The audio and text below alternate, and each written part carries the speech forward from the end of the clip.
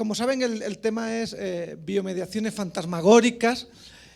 Tenemos tres presentaciones. Va a iniciar Ernesto Schwartz, quien es maestro en ciencias, obtuvo el título de doctor en genómica y sociedad por la Universidad de Exeter del Reino Unido, con la tesis titulada La soberanía genómica y el genoma mexicano, una etnografía de la biopolítica postcolonial, en la que explora la construcción de un ámbito de soberanía a partir de las ciencias genómicas y de narrativas que vinculan la raza y la nación. Por otra parte, es investigador en la Universidad de Durham, donde lleva a cabo una comparación entre Colombia y México en lo que respecta a las técnicas de identificación humana mediante la genética y la antropología forenses. Este proyecto surgió durante una estancia de investigación en Colombia, mientras Schwartz trabajaba como investigador por parte de la Universidad de Manchester. Pues bienvenido, Ernesto, y te cedo la palabra. Bueno, muchas gracias. La idea es platicar de qué es la ritualización y qué significa en la producción de conocimiento científico y cómo eso ayuda a que circulen ciertas nociones y otras se obscurezcan, digámoslo así. Bueno, primero, ¿por qué hablamos de ritualización, ¿no? O sea, ¿por qué es interesante hablar de ritualización?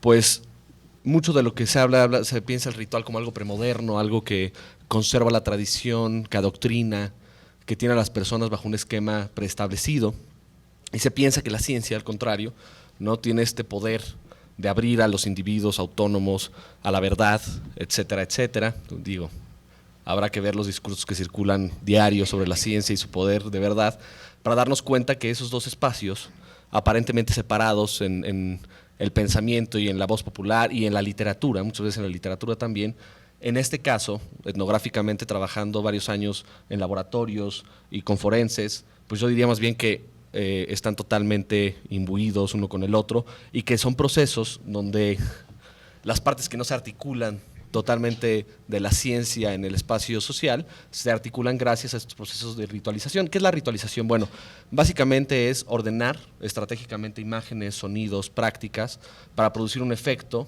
de verdad. Y generalmente lo ponemos contra el asunto de la verdad científica, que no produce esos efectos, imágenes, sino que a través de la razón nos enseña la verdad que está por ahí atrás de las apariencias.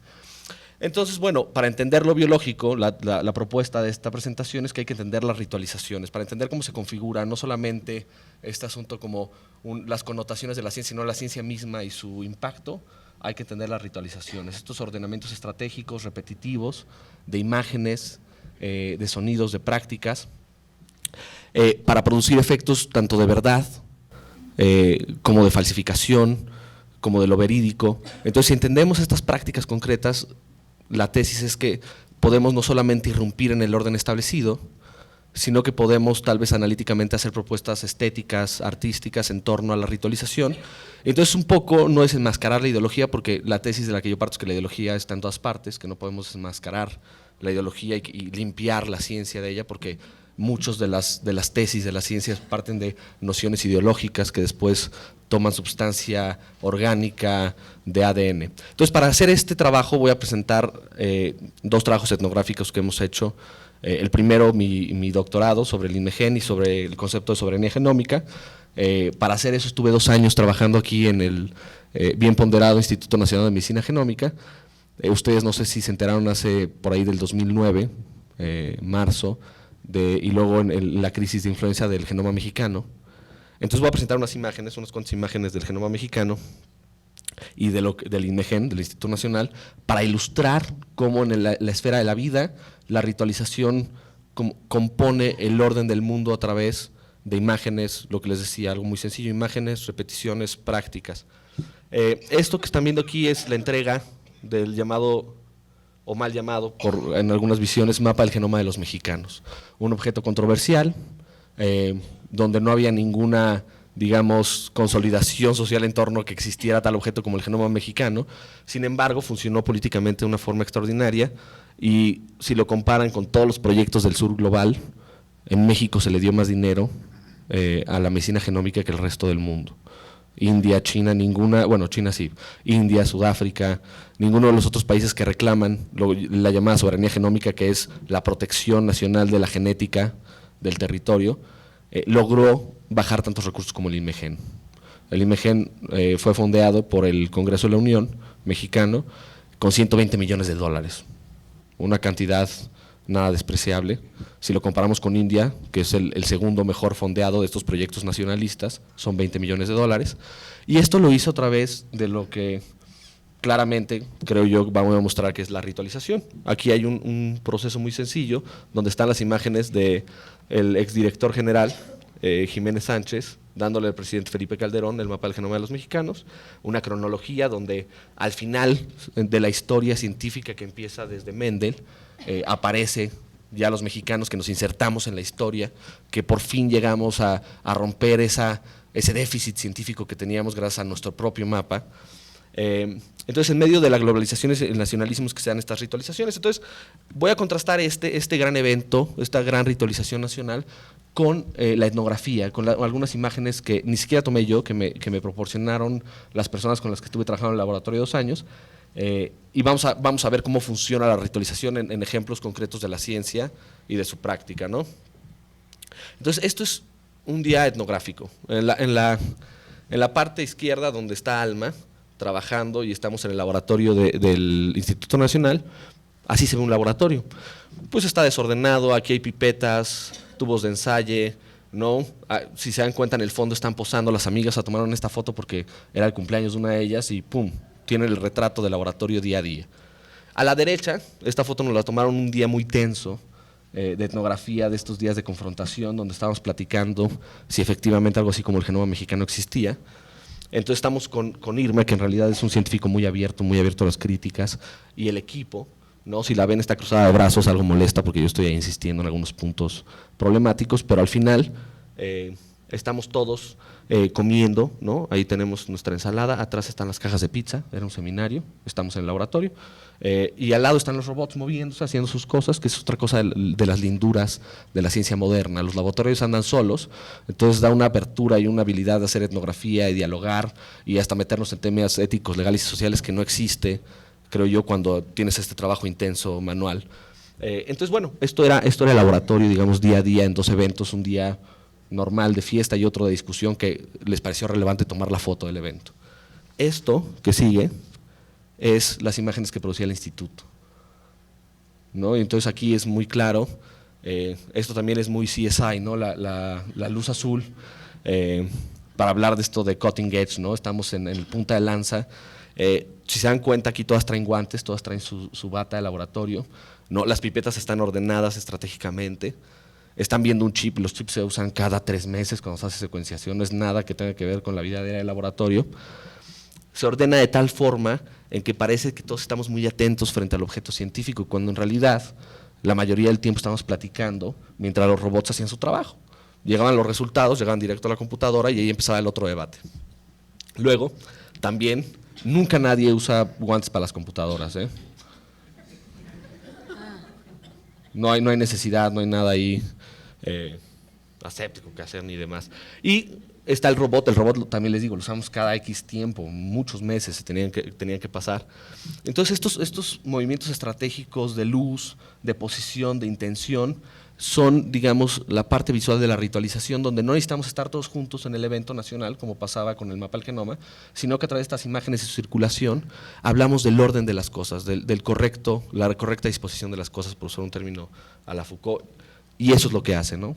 La ritualización ese es su trabajo, ordenar, darnos un discurso, obscurecer la pizza, la ensalada, el malestar científico, el enojo, el cumpleaños, lo que pasa en el laboratorio, para dejarnos una imagen que podríamos pensar que es simplista. Yo dudo de este asunto de que la ideología simplemente simplifica, sino que nos da una visión idealizada de a dónde queremos ir, pero como ya nos presenta la imagen, nos dice que ya estamos ahí, ¿no? Y abre lo que llaman los teóricos el subjuntivo.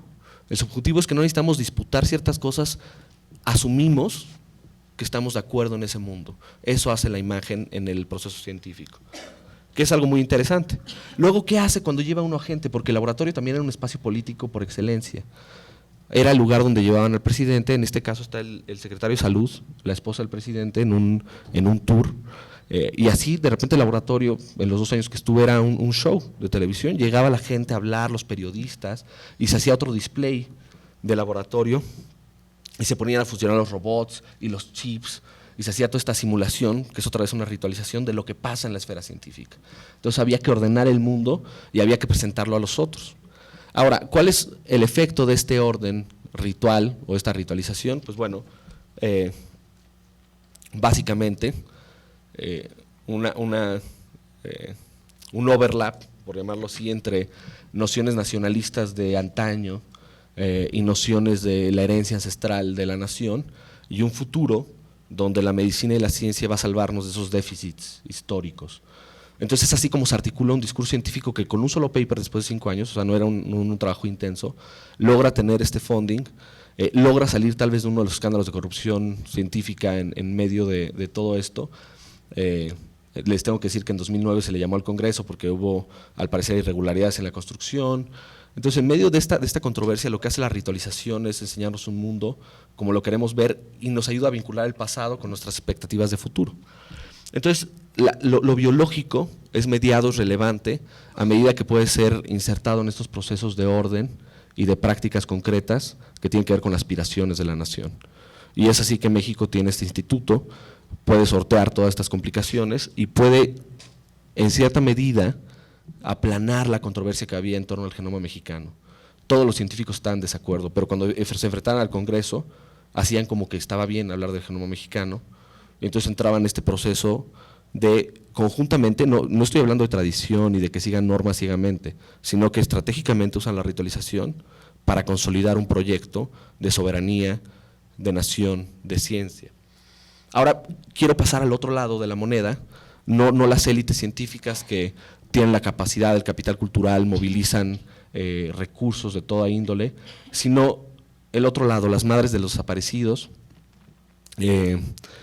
las que podríamos llamar víctimas, aunque ya no les gusta llamarse víctimas son sus hijos que desaparecieron, ellas están luchando por una nación distinta, ahí también hay construcción de nación, ahí también hay ritualización, y ahí también hay algo, hay un porqué ordenar estratégicamente las cosas, nada más que ese es en otro ámbito, no es el ámbito de la muerte.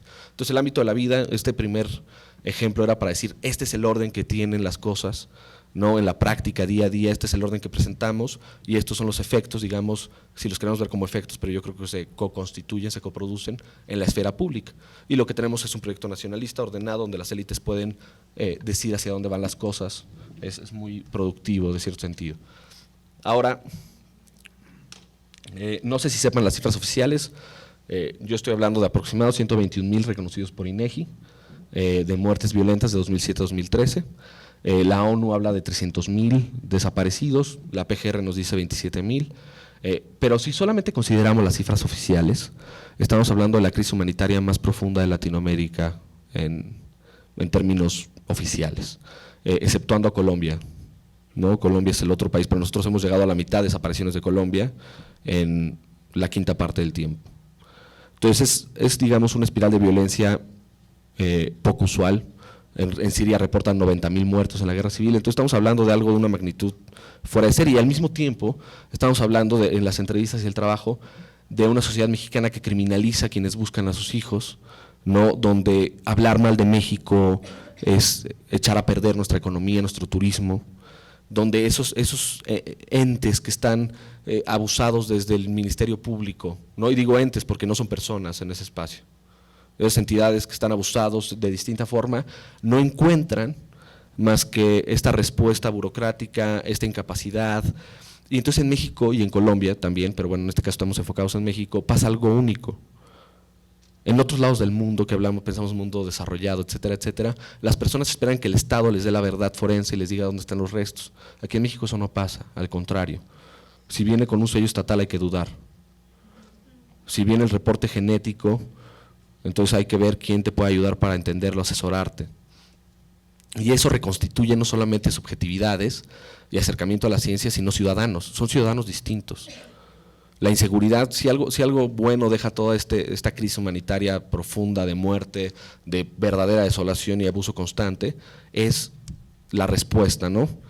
Esta visión filosófica existencialista de Heidegger, ¿no? Que me acuerdo de ese paper que dice que en medio del peligro van a surgir como las resistencias, esta visión romántica parece ser que en México, o por lo menos desde nuestra investigación empíricamente, es real.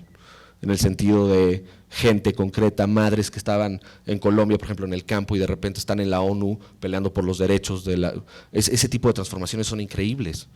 Pasan en muy pocos espacios. Entonces eso nos llamó la atención a un colectivo de académicos y ciudadanos y fundamos una pequeña ONG como para ver de qué forma este conocimiento etnográfico sobre la ciencia se podría traducir en herramientas para este quest, esta búsqueda ciudadana.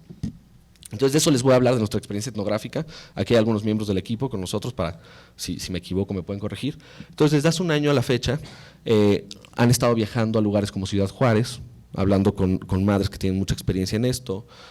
Tamaulipas es un lugar donde no se puede entrar, entonces teníamos deseo, pero Tamaulipas simplemente está blindado, hay tanto problema que ni la ONU se quiere meter, está prohibido que se metan. Entonces hay ciertos lugares que no hemos podido llegar, pero Nuevo León, Ciudad Juárez, Guadalajara, se ha hecho la entrevista con las madres y aquí en la Ciudad de México tuvimos la oportunidad de platicar con las madres que se plantaron frente a Gobernación y nos contaron sus historias.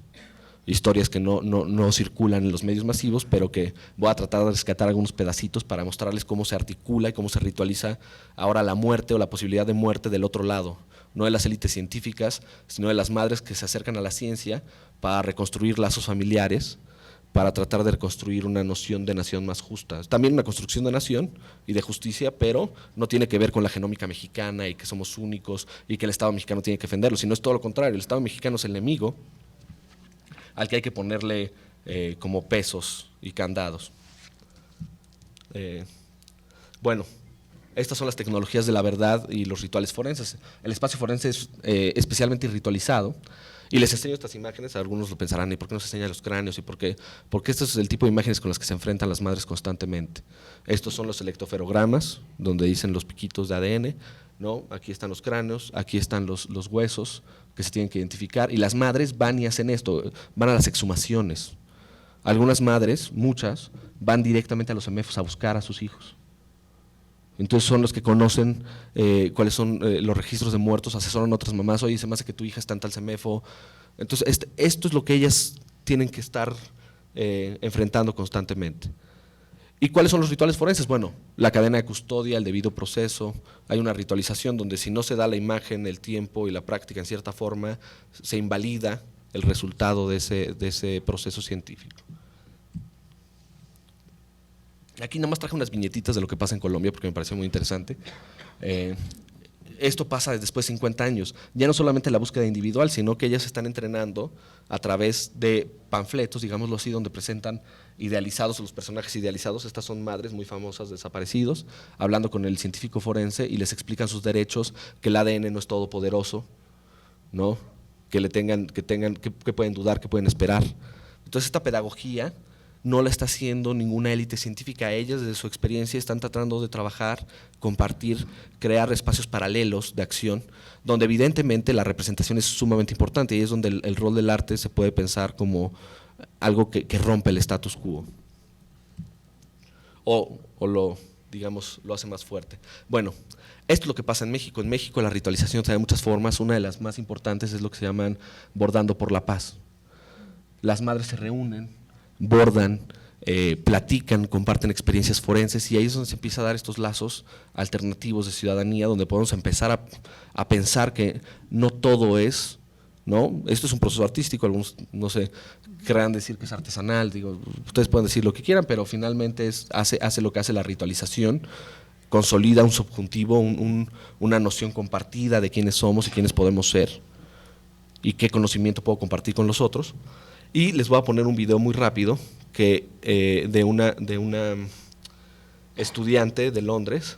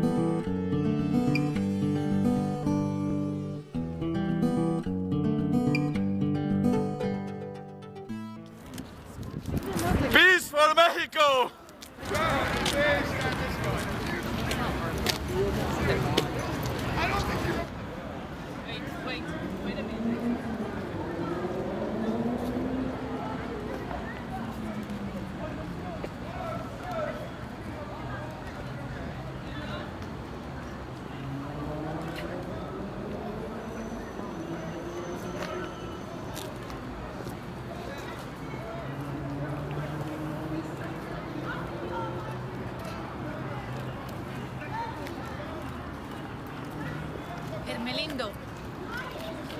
Hermelindo. Hermelindo Molina. Hermelindo Molina. Francisco. Hermelindo. Francisco. Hermelindo. Francisco. Francisco. Hermelindo Molina Romole. Francisco. Hermelindo. Francisco. Hermelindo. Over the past 6 years, death has been a part of everyday life in Mexico. On average, one person is murdered every 10 minutes. These victims lose their humanity and become mere statistics, which are often inaccurate. They are deprived of their identities and thrown into a pile of anonymous bodies. So far in this war, more than 300,000 people have died. We're living in a state of humanitarian emergency.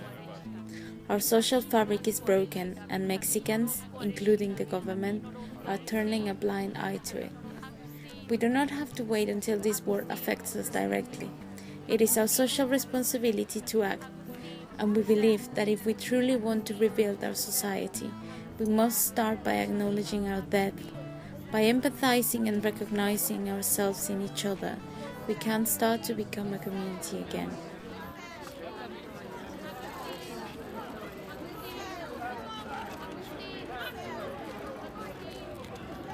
Norma. Agnes. María Lucero. Norma. Agnes. María Lucero. Agnes. Norma. María Lucero. Agnes. Norma. Agnes.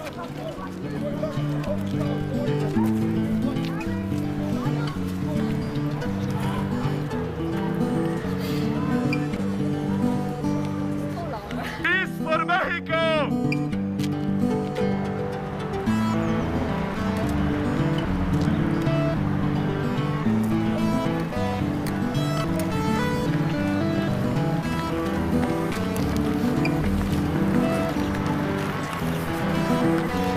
They've just been shot. Children, young people. This performance was emotional. That's what I'm saying, because the people was passing around, was watching. I'm from Mexico City. Are you? I'm from Mexico City, and that's why I came here, right? Because How did you hear about it? by Facebook, some of my friends sent me a message. It's really good, yeah. I think it got a lot of attention. Just stopped. For me, it's very personal. I feel real sadness for each person that has been killed, and I think giving them a name to each one of them is very important because they cannot be forgotten. When I repeat a name of a person and I think about the circumstances in which this person died, I felt something like emotional coming out, and I felt a bit like crying, to be honest. I was about to cry. It should be stopped.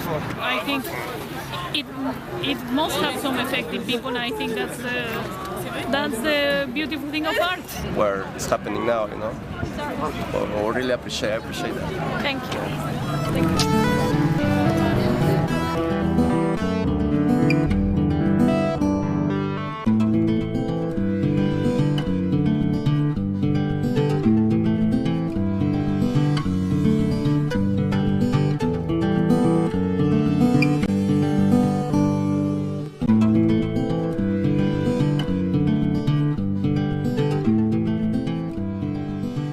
Lo siguiente que quería mostrarles es lo que pasa con la ritualización, cómo estos procesos de ritualización abren espacios de la esfera pública, y ahí es donde empiezan las disputas interesantes. Las madres están en Facebook haciendo lo mismo que como difundían, digo las madres, pero en realidad son unidades familiares. Las madres son las más visibles, son unidades familiares las que hacen la búsqueda, y aquí están pidiendo una nueva prueba genética.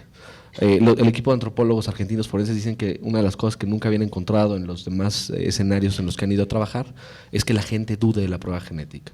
Y en México dudan de la genética. Estos agentes están listos para transformar la relación entre el experto y el ciudadano pasivo. Y lo hacen de muchas formas, ¿no? En Colombia fue a tal grado que echaron para atrás la prueba forense y transformaron el sistema. ¿no? En México está pasando algo muy interesante en torno a eso y es pedir segundas pruebas, es no descansar hasta que el acercamiento a la verdad se rompa esta división entre el experto y el ciudadano. Aquí les traigo esto por si tienen alguna corrección a mi traducción de lo que dijo Yajaira, la mamá de Yajaira, Guadalupe Baena López. La encuentran como se encuentran muchas de las víctimas del narco esparcidas en distintos lugares, con la mutilación y cómo el cuerpo y cómo la ciencia forense puede reconstituir esta violencia y ritualizarla y hacerla pública. Y entonces aquí hace el símil entre la nación y el cuerpo destrozado de su hija, que por ser michoacana fue asumida como que era de la familia michoacana y torturada y vejada de muchas formas, entre ellas separar el cuerpo y dejar los símbolos de la violencia. Entonces la ciencia forense tiene el poder para reconstituir esos cuerpos, para darle verdad y certidumbre, pero no es cualquier ciencia forense, no puede ser la ciencia forense del Estado. Aquí la madre de Yajaira resistió 2 años hasta que el equipo de antropólogos le dijo que efectivamente la prueba de ADN sí se había hecho bien y sí era la que correspondía.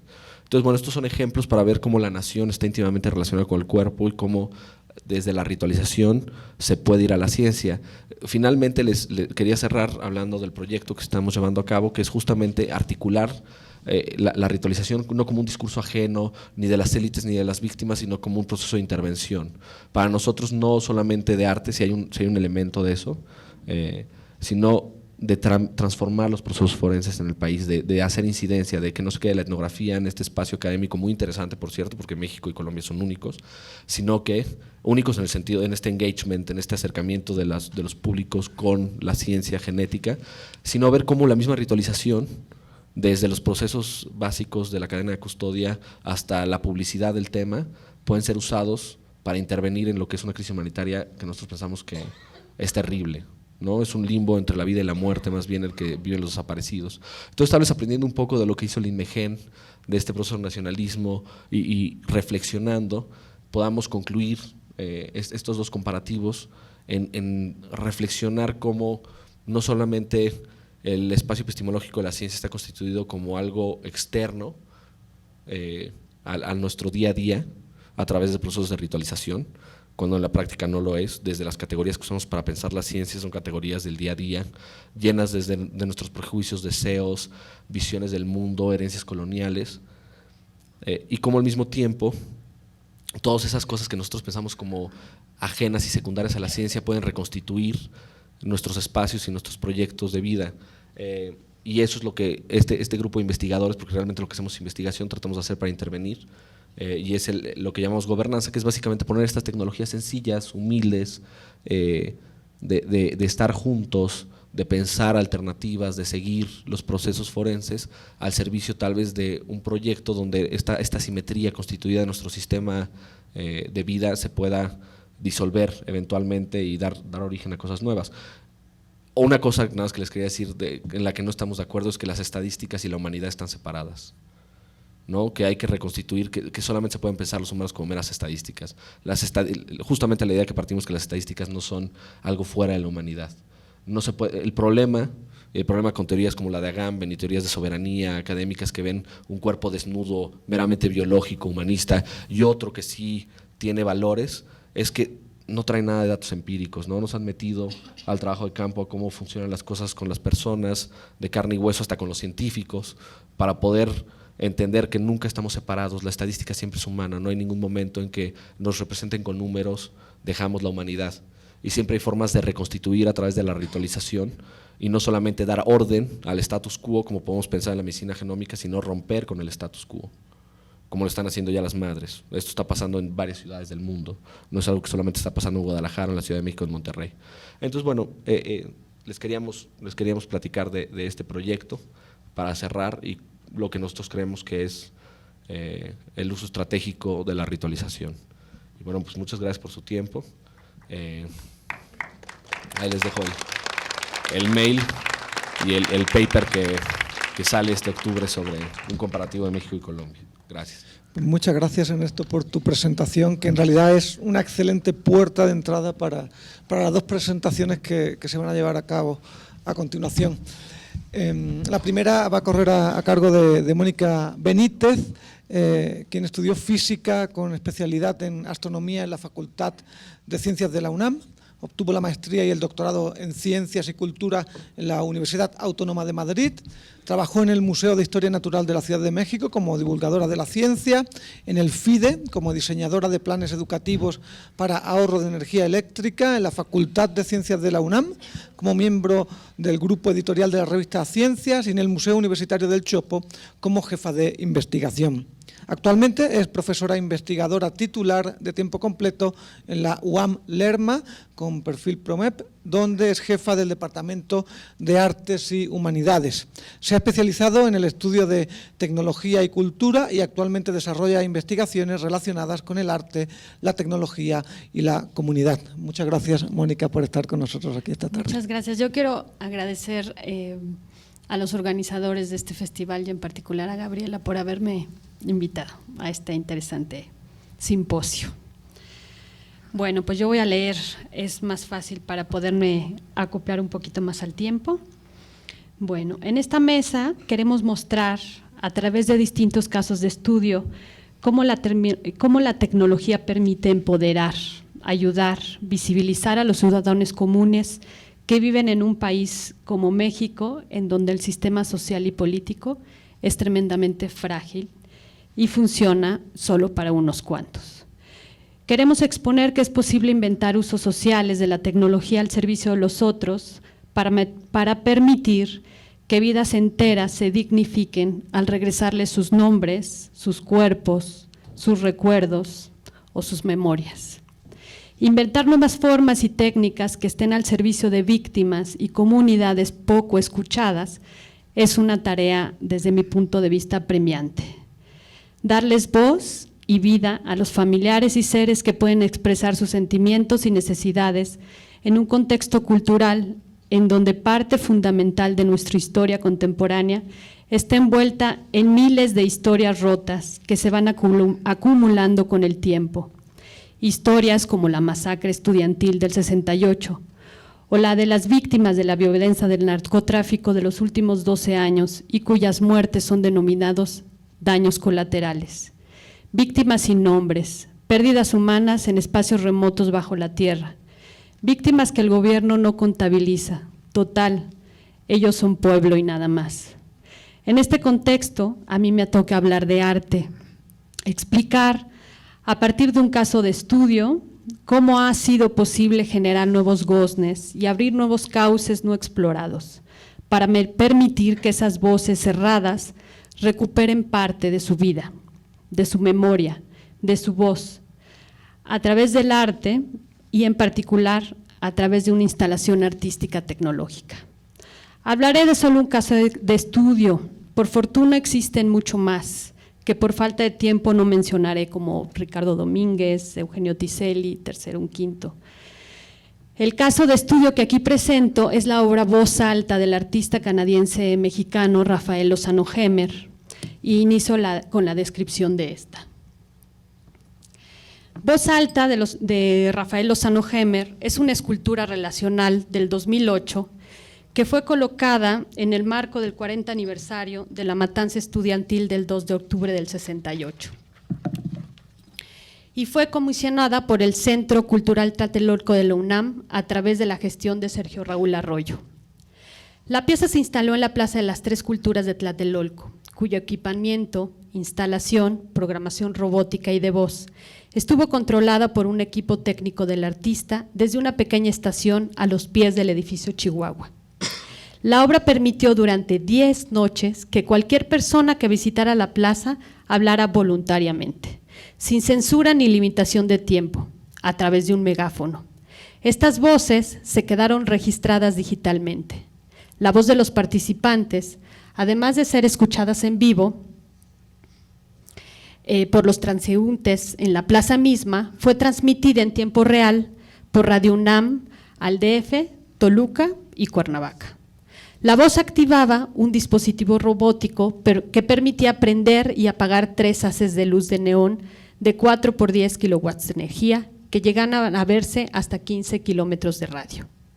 La escultura lumínica estaba diseñada para que la luz se apagara cuando no había participación y se prendiera cuando había mensaje, de tal manera que dicho haz reaccionaba al ritmo de la voz del que hablaba, ¿no? Estos haces estaban dirigidos a distintos lugares, uno miraba hacia la Basílica de Guadalupe, el otro al Monumento de la Revolución y el último hacia el Centro Cultural Tlatelolco, su destino más cercano. Cuando no existía participaciones en vivo, Voz Alta también incluía un código de programación que permitía que se escuchara en la radio uno de los 62 spots pregrabados ad hoc para la obra, con todo tipo de testimonios de intelectuales y líderes del 68, narrando experiencias personales en torno al icónico evento, además de música de la época de los 60, archivos originales de voz del movimiento, tales como la de Díaz Ordaz. Como resultado final, el público podía escuchar una cadena de participaciones mezcladas del pasado con voces del presente. Permitió generar y archivar una cadena de miles de mensajes sin censura ni limitación de tiempo en un contexto histórico complejo y lleno de significados. Este artista ha diseñado distintos dispositivos artísticos en donde el público es parte fundamental de la obra. Los resultados de las participaciones normalmente son registrados y guardados como parte del registro personal de los artistas. Estos productos, audios, filmaciones, escritos, han sido poco analizados a detalle. ¿Qué contienen esas participaciones? ¿Qué dicen esas voces? En los registros de Voz Alta, por ejemplo, no existe una narrativa lineal. Fueron compilados de forma espontánea y no se utilizó ninguna metodología científica social para su recopilación. Esas voces contienen testimonios del pasado, vivencias del presente y sueños de futuro en una sola pieza. Son acciones no planeadas e indefinidas que atraviesan capas ordenadas de un evento historiográfico. La posibilidad de ser analizadas como documento inédito, como memoria y como vida, permite profundizar en el registro del intercambio entre la memoria individual y la memoria pública del espacio cultural al que pertenece la comunidad que se involucra en el proceso de la generación de la obra. Lozano Hemer me entregó una selección alrededor de 1000 archivos digitales grabados de la obra, 1000 voces hablando en la Plaza de las Tres Culturas. Además, me permitió hacerle una breve entrevista en el 2012 en torno a la obra en cuestión y cuya pieza, según el propio artista, es la obra más importante que ha realizado hasta la fecha, y yo estoy de acuerdo. Esta brevísima reflexión que aquí presento utiliza estos materiales grabados como eje rector. Voz Alta es una obra híbrida, es una obra que liga muchos aspectos y elementos diferentes. Según Lozano Hemer define su obra, abro comillas, Voz Alta es una escultura de luz, cambiante, interactiva, pero no son luces de la espiritualidad, son las luces de la policía, de la violencia, las luces del interrogatorio, de las claves Morse, de los cañones antiaéreos, de los espectáculos fascistas de Albert Speer. Es una luz que intenta, en forma romántica, iluminar lo imposible. Voz Alta también es un programa de radio, un radio visual, un radio que se puede ver y oír. Es además un radio que viene de la inspiración de los estridentistas, de Javier de Icaza, que tiene un poema que se llama Magna Voz, en donde desde el popo coloca grandes bocinas y de ahí habla Diego Rivera y hablan todos los intelectuales de la época. Voz Alta es un performance donde raperos, poetas, cantantes sienten que por fin se les escucha. Voz Alta es un confesionario. Hubo un episodio en donde habló un hijo de uno de los soldados que estaba involucrado en la masacre. Fue a hablar al megáfono, a decir que toda su vida había vivido con esa culpabilidad y que él venía a Tlatelolco a pasar página. Voz Alta es una herramienta política de denuncia. Muchísimas participaciones fueron utilizadas como una plataforma reivindicativa, que lo que pasó en el 68 de cierta forma sigue ocurriendo, que no podemos distanciar lo que ocurrió en el 68 de las matanzas de Acteal o del movimiento de los indignados y otras tantas injusticias que continúan sucediendo en nuestro país. Para mí, Voz Alta genera procesos de biomediación, permite revitalizar ese archivo de voces en una intervención creativa del presente mexicano, un presente marcado no solo por la violencia y la muerte, sino simultáneamente por una lucha por la vida y por reconstruir la vida. En ese sentido, Voz Alta también es memoria. Es un archivo que media para recuperar memoria. La memoria es sin duda un recurso fundamental para la transmisión de los recuerdos y para que no desaparezcan las huellas ni las voces de los nuestros en el paso por la vida. La memoria, como dice Benjamin, abre expedientes que la historia dio por cancelados. Voz Alta permite vivir los testimonios de lo vivido por la propia carne. La violencia del 68 fue al final la consecuencia y la acción de un resentimiento contra la vida.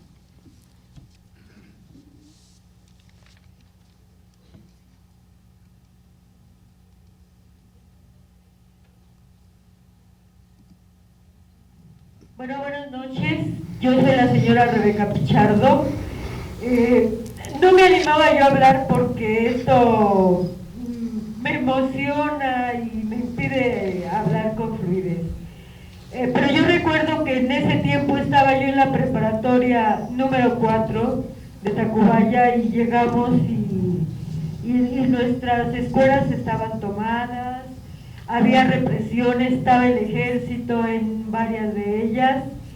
Y bueno, yo recuerdo que en aquellos tiempos yo venía junto con mi padre y participé en varias manifestaciones, incluyendo la del 68, la de aquí de Tlatelolco, pero se desvirtuó la información en los periódicos y en las noticias. No éramos porros, no éramos guerrilleros, éramos estudiantes con ideales, con la esperanza de poder cambiar nuestro país, que fuera mejor, más justo, con mejores condiciones de vida para los obreros, los empleados, los campesinos, para todos. Y realmente no merecíamos la respuesta del gobierno ante su incapacidad por resolver los problemas de los estudiantes, de los obreros, de los campesinos. Su respuesta fue esa brutal agresión y una vergüenza de nuestros funcionarios ante todo el mundo, ante la opinión de todo el mundo. Y por eso, qué bueno, a mí me emociona que haya gente de todas las edades, hasta un pequeñito de 7 años quiso participar, de primaria, de secundaria, que les queremos pasar la estafeta y que de veras no se olviden los valores que nos movieron a nosotros a marchar y a manifestar nuestros deseos de justicia y de mejores condiciones de vida para todos. Yo tengo 2 hijos, uno de 30 y uno de 28, y se interesan, tratan de saber cómo fue, porque a veces no tenemos memoria histórica y no lo debemos olvidar. Mis padres fueron obreros, luchadores por el 7º día, porque en aquel tiempo no se descansaba ni siquiera uno. Después yo ya como trabajadora pues ya gocé no de 1, sino de 2 días de descanso. Por eso, como esos logros obreros de luchas, no se debe de olvidar tampoco el 2 de octubre y su verdadera finalidad de aquellas marchas y de aquellos ideales que nosotros como estudiantes, los universitarios, yo era preparatoriana, pero el rector de la universidad, obreros, campesinos, todos tuvimos ese ideal y que no se debe de morir, que el 2 de octubre no se olvide como esos ideales tampoco se podrán morir. Gracias. Lozano Gemer, a través de su pieza artística tecnológica, permite rescatar recuerdos perdidos o nunca expresados por falta de oportunidad, con la simple acción de brindar un micrófono a cualquiera. No solo permite rescatar, sino que abre cadenas de comunicación y transmisión social de una historia no escrita o no escrita por completo. Es un dispositivo artístico que permite realizar parte del sueño de José Revueltas, quien deseó que esta historia nunca terminara de escribirse, porque otros continuarían escribiéndola.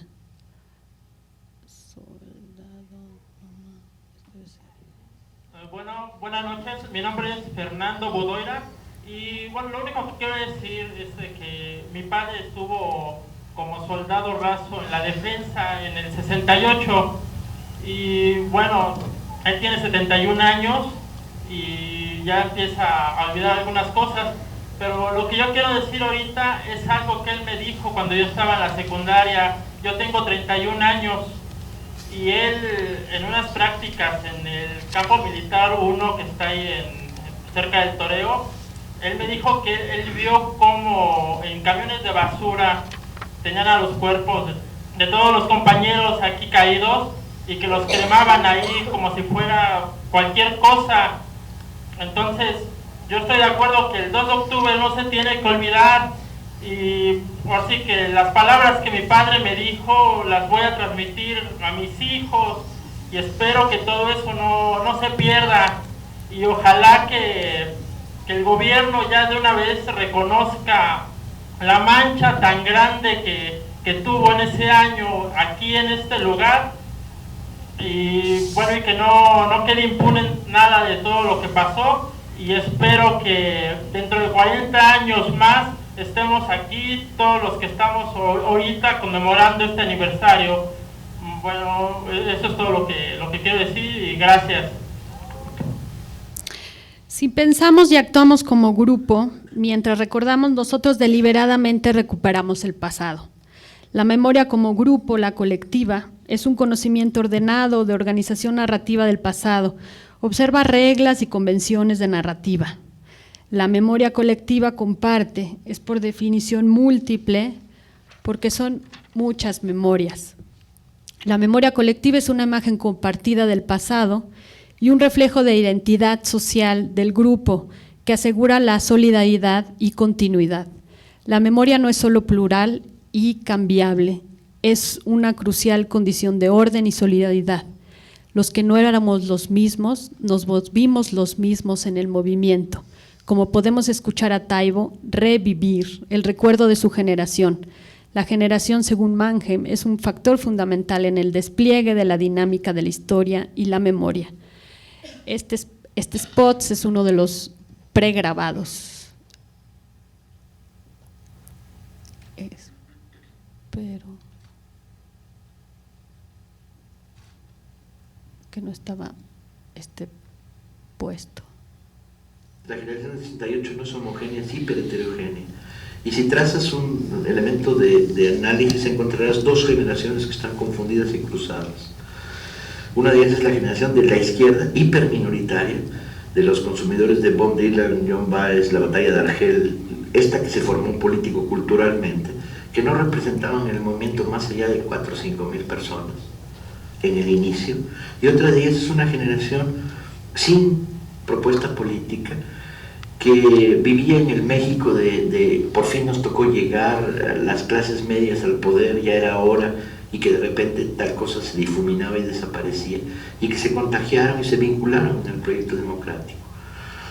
Los que no éramos los mismos nos volvimos los mismos en el movimiento. Y estas dos generaciones absolutamente diferenciadas por sus gustos, ok, a lo mejor compartíamos el amor por las canciones de Cuco Sánchez, pero la izquierda no lo confesaba y nosotros lo vanagloriábamos. Fuera de estos elementos de contacto de lo nacional, el gusto por las tortas de pierna en Coyoacán, no compartíamos los amores. A unos les gustaban las películas de vaqueros y a nosotros nos gustaba el cine político italiano. Pero estas dos generaciones se encontraron en la masificación del movimiento, en las asambleas, y se recompusieron, organizaron. Algunos que venían de la absoluta apatía política se volvieron algunos de los cuadros más interesantes del movimiento. Y a la inversa, algunos que venían de la hiperformación política se volvieron los primeros y poquísimos traidores que el movimiento tuvo. por razones de pragmatismo. Luego se construía más claramente el que había una carrera en el Marx Business. El Marx Business era aquel negocio que te permitía ser profesor universitario a tiempo completo dando marxismo 1, 2, 3, 4, 5, 6, 7. ¿Sí? Y luego terminabas de asesor de gobernación. No son muchos, pero afortunadamente no son muchos. Entonces estas dos generaciones se confundían y tenían diferente origen económico, aunque no clasista, pero sí ideológico, social. Algunos rasgos raros para aquel que le gustara hacer sociología eran, por ejemplo, en la izquierda había una interesante abundancia de hijos de españoles del exilio. Ya tocaba. Y cuando digo interesante abundancia, digo 20, 30, 50, 100. Lo que pasa es que era representativa. En un determinado momento venían con la cultura de sus sobremesas en su casa hablando de la guerra civil española. Traían visiones no ortodoxas como el anarquismo de la gente de arquitectura y una cultura política sólida, con lecturas, no había una componente nacionalista, esa surgiría mucho después en México, y sí una profunda componente internacionalista.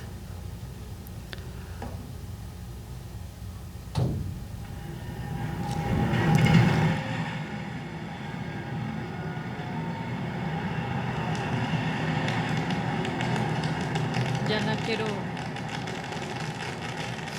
no sé cómo quitarle. La generación del 68 no es homogénea, es hiperheterogénea. Y si trazas un elemento de análisis, encontrarás dos generaciones que están confundidas y cruzadas. Una...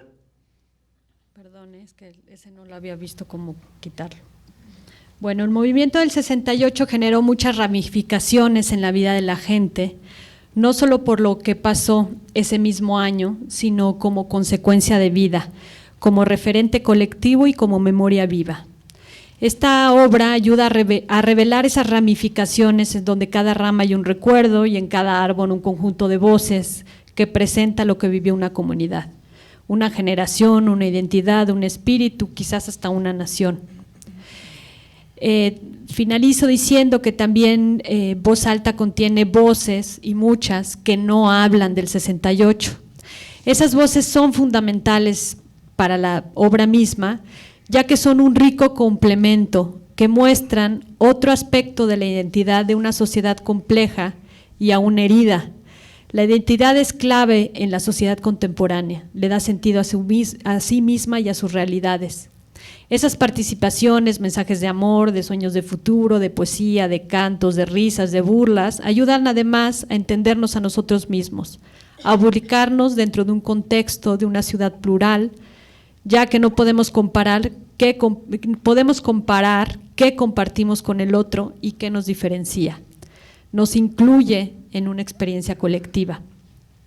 Voz Alta, en suma, es un mecanismo que desencadena expresiones presentes de vida y que al mismo tiempo revive visiones de grupos que fueron silenciadas, acribilladas. Revive vidas que fueron enjuiciadas por buscar felicidad de futuro. Los asesinos ahora están muertos, o casi todos. Las víctimas, sin embargo, gracias al eco de todos los presentes, todavía siguen vivos. Resucitaron gracias a esta pieza. Muchas gracias.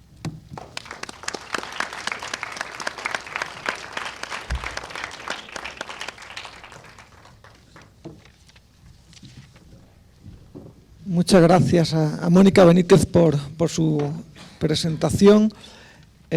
Vamos a pasar a continuación a la presentación que va a llevar a cabo Lindsay Smith, quien es profesora asistente en el Departamento de Antropología de la Universidad de Nuevo México, en Estados Unidos.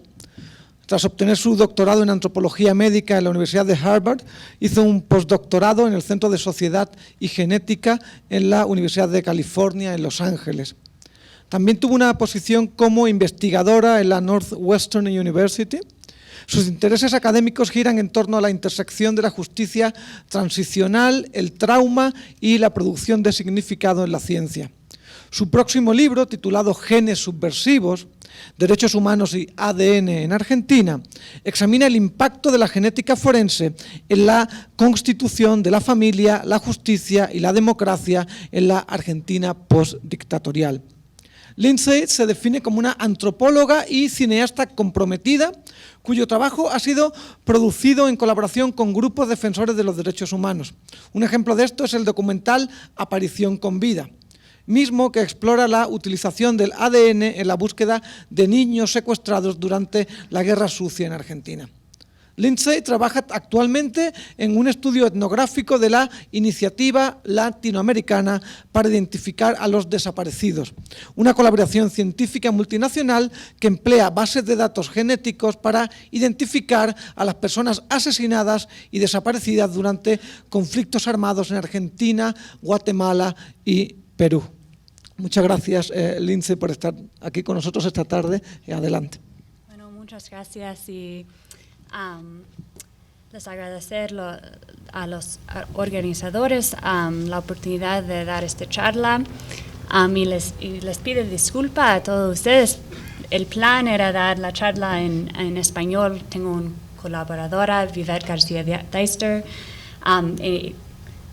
Escribimos la charla en inglés y la idea era traducirlo a español y darlo hoy. Ella lo iba a dar, pero tuvo una emergencia familiar y ella no pudo estar aquí, así que lo voy a dar en inglés. Ojalá todos puedan entender y voy a intentar hablar despacio y después si tienen preguntas podemos hacerlos en español. Okay. En este estudio exploramos la función de las tecnologías del ADN forenses en el proceso de construir una nación y la rendición de cuentas en la crisis migratoria contemporánea en México. De acuerdo al grupo de la Caravana de las Madres, es un grupo de madres de Centroamérica y México que viajaron para traer atención a las víctimas de la migración. Se calcula que 70,000 personas han muerto en lo que se conoce el corredor de la muerte. Cuerpos en el camino hacían el vínculo con el pasado de México. Como Carles Martínez lo escribe en su recuento etnográfico periodístico, describe los huesos que han sido un punto muy común en Chiapas. Cráneos abiertos por el golpe de un machete son un recordatorio visible del sufrimiento del complejo, de la compleja situación de seguridad y complejidad de la migración. Por eso dice aquí los huesos son sinónimo del pasado. No son sinónimos del pasado, entonces los huesos significan el futuro impredecible. Entonces, ¿qué función tienen las tecnologías forenses como medios de extraer conocimiento de los restos humanos? Tienen entonces el poder de darle una nueva significación al paisaje. Hay un nuevo poder en los métodos forenses, ya que se basan en la genealogía, lo geográfico y el espacio político. Mediante su forma y función como material de gobernabilidad, la especificidad técnico-política del análisis genético no va a desaparecer en lo que respecta al poder que tienen para identificar la ancestría, el parentesco, el análisis del parentesco en el tiempo y en el espacio que se pueden definir en paisajes migratorios a través de los restos y también para poder especificar las fallas en la ciudadanía y la rendición de cuentas. En vez de concentrarse en las experiencias de migrantes y sus familias, que lo han hecho de una manera muy maravillosa quienes empezaron en la palabra, nosotros decidimos atender las prácticas de los técnicos y los científicos. Los científicos forenses tienen una relación muy extraña con la muerte, los derechos humanos y el Estado, con laboratorios prístinos, secuenciadores de la última generación y habilidades técnicas. Los científicos forenses lo que hacen es recrear muertes violentas en la ausencia de un lenguaje lo definen a través de la variación de los alelos y de los núcleos de los genes, al igual que con los antropólogos y criminólogos forenses. Ellos van documentando el sufrimiento de la muerte, hacen un mapa de cada una de las heridas y de la secuencia de eventos, que muchas veces en México esto no se da, pero cada vez más los científicos son los biomediadores, tienen un poder entre la identificación del cuerpo, el desaparecido, entre la vida y la muerte, entre el ciudadano y el inmigrante ilegal. Los desaparecidos cortan el tejido social y crean lo que muchas personas que tienen familiares desaparecidos describen como la muerte en vida. Aquí no nada más se trata de reconstruir lo que pasó con esa persona, sino que es una naturaleza espectral que va más allá de la geografía política y social. A través de las historias de la desaparición y el ADN nos concentramos en una función social de la genética forense, la ancestría, la geografía y la política. Nosotros exploramos la medición política de la vida a través de la biotecnología. Aquí vamos de una polivalencia espectral fantasmagórica a una reflexión que nos lleva a lo espectacular, que nos da la posibilidad de mostrarlos públicamente. Aquí tenemos la conexión íntima entre el estado espectacular y la crisis espectral de lo que se conoce como los migrantes que no importan. Al mismo tiempo, la genética puede funcionar para establecer categorías sociales alteradas por los desaparecidos, la creación de bases de datos a nivel institucional y en análisis e identificación de los restos. En México y en América Central tiene muchas fallas. Es un tema muy tenso. Ahora, la posibilidad de que el Estado pueda regresar a una víctima de una masacre siempre va unado con la rutina y la violencia estructural y el abandono que tienen que cargar los migrantes mientras viajan y mueren en los paisajes violentos de Chiapas, Tamaulipas, Juárez y otros lugares. Ahí, en esas fallas que encontramos entre el desaparecido espectral y el espectacular DNA, está la crisis de la migración. La migración Ahora vamos contemporánea. a narrar como dos historias de identificación, uno que ocurrió en Guatemala y otro que tiene que ver con el PGR aquí en México. Y la idea es pensar sobre el trabajo social del ADN y en el caso de desaparición. Queremos visibilizar el imaginario de ADN como un localizador social en áreas de parentesco, geografía y política. Bueno, empezamos con Oscar. Freddy regresaba de su viaje a los Estados Unidos con una muestra de referencia de un joven que al parecer se habían secuestrado en la masacre de 2Rs, Oscar Ramírez. 2Rs era uno de los episodios más violentos del genocidio guatemalteco. El 6 de diciembre de 1982, alrededor de 200 personas fueron masacradas en el pueblo. 2 niños al parecer habían sobrevivido por haber sido secuestrados por militares y habían sido adoptados ilegalmente como sus hijos. Uno de esos jovencitos, ahora ya adulto, empezó a buscar al otro niño esperando que tal vez pudiese encontrar a su hermano. Rastreó toda la información que pudo y esa pista lo llevó a los Estados Unidos, en donde vivía Oscar Ramírez fuera de Boston como un inmigrante indocumentado. Cuando el gobierno guatemalteco lo contactó y le preocupaba que tuviera que ver con su ingreso ilegal a los Estados Unidos, se encontró con una historia mucho más pesada y oscura. Oscar no sabía que él podía haber sido adoptado y por supuesto que no se acordaba de la masacre en 2Rs, pero él accedió a proceder con el análisis de Freddy, y el director de la Fundación Antropológica de Guatemala había ido con un hisopo para hacerle un barrido en la boca. Es un caso único en el laboratorio, cuando mucho del trabajo se concentra en análisis y material genético de los huesos. Se complicó en un trabajo muy tedioso y muchas veces estos casos son fallidos y muchas veces lo que confirman es otra muerte. Otro punto de evidencia es lo que sucedió en la masacre genocida en Guatemala. En este caso, Oscar tenía el potencial de ser una aparición con vida. No nada más Oscar tal vez podría ser un sobreviviente en el caso de 2Rs, sino que 2Rs también era la base de un juicio contra el expresidente de Guatemala, Ríos Montt. Si Oscar podría conectar con un grupo de militares con la masacre, los fiscales podrían empezar a abrir el camino para imputarlo de genocidio.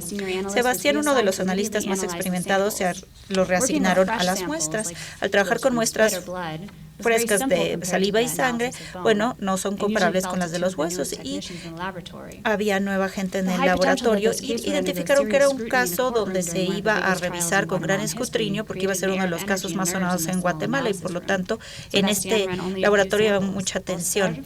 Sebastián tenía unas cuantas muestras, Oscar Ramiro, que es el hermano que buscaba a Oscar, y otra muestra de una persona de mayor edad, Tranquilino. Era un hombre que sobrevivió a la masacre.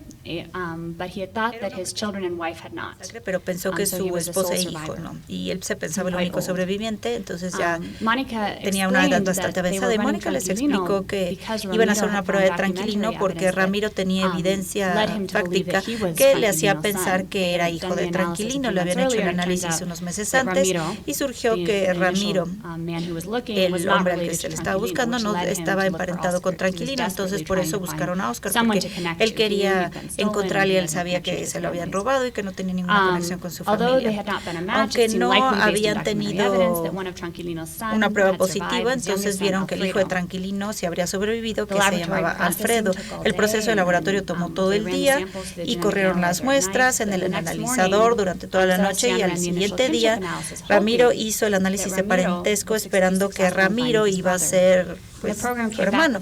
Y bueno, salieron los resultados iniciales y sí, resultó que Oscar sí era uno de los niños desaparecidos de 2R y que era hijo de Tranquilino y que de hecho era el niño que se llamaba Alfredo.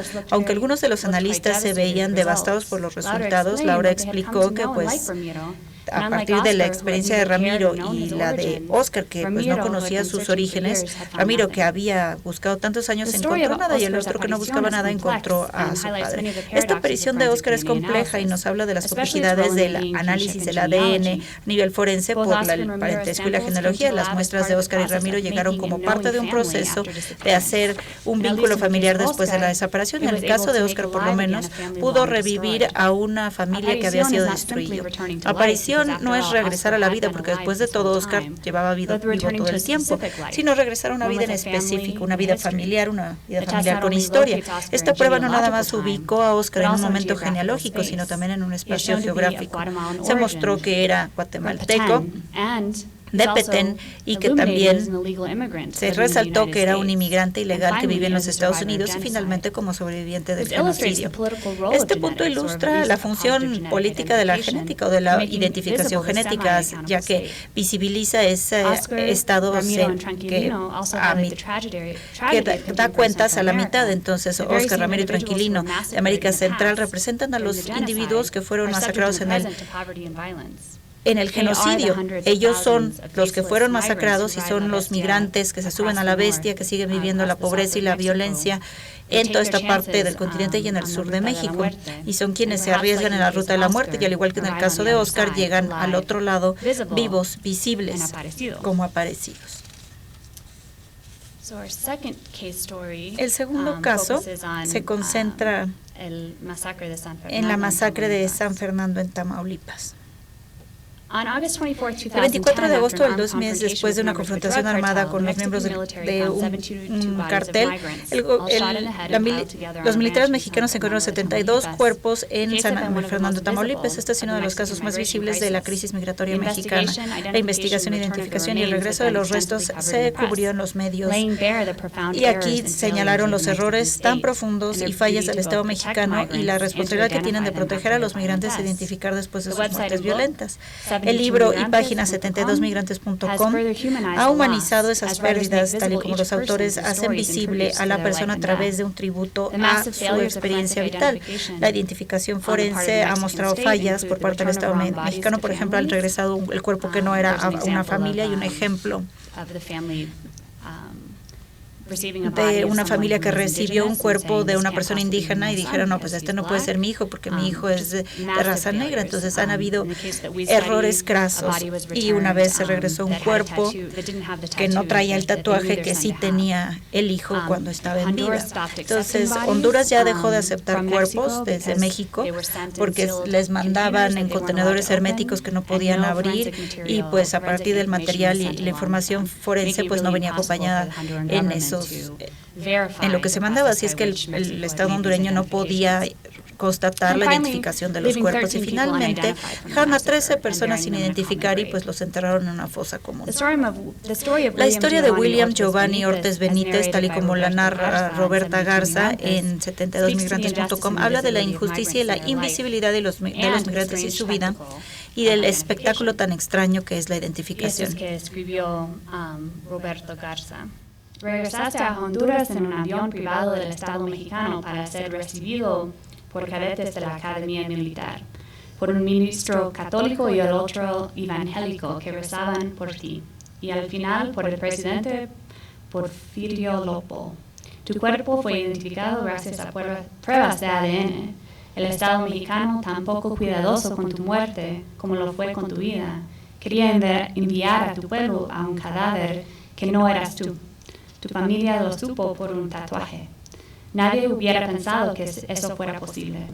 Regresaste muerto a tu país y el presidente salió a recibirte.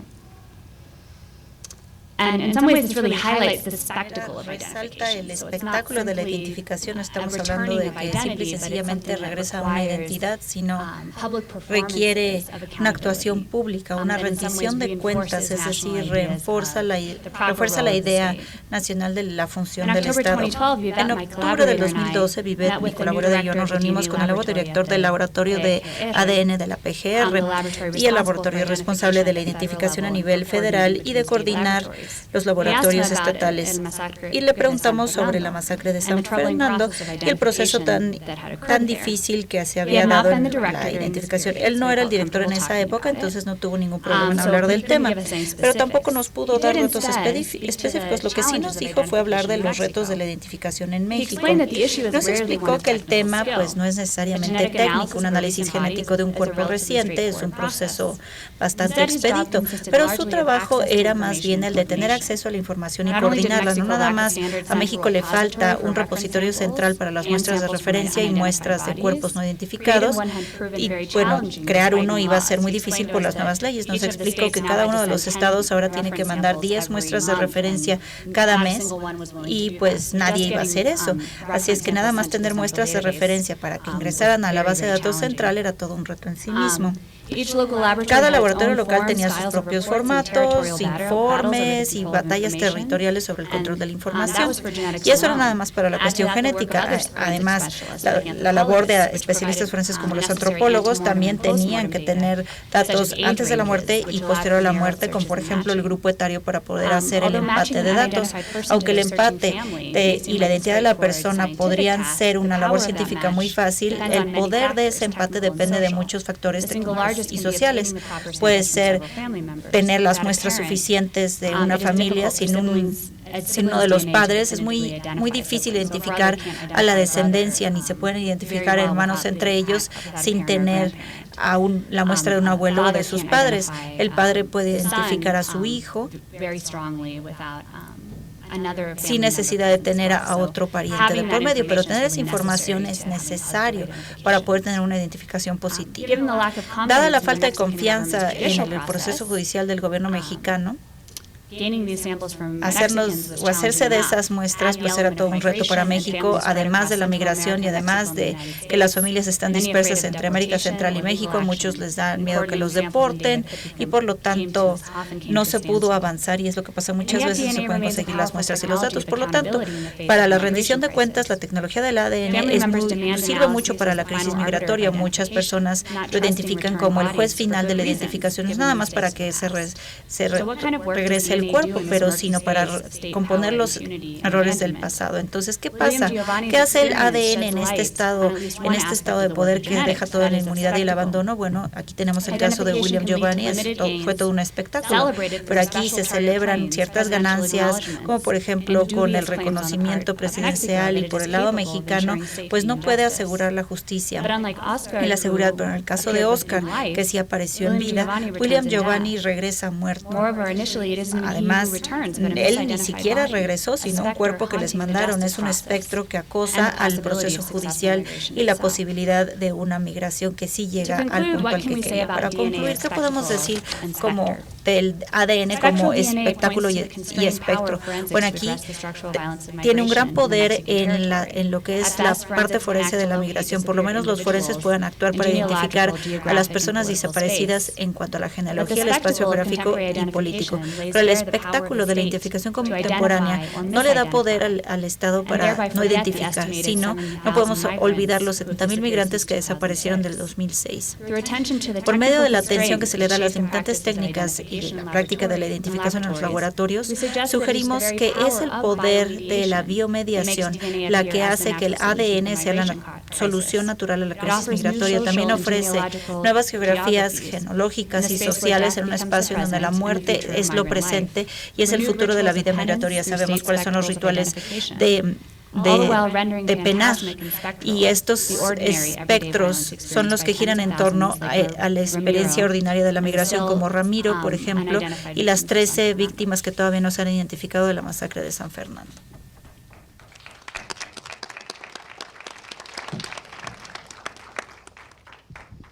Pues también muchas gracias, agradecerte, Lindsay, tu presentación.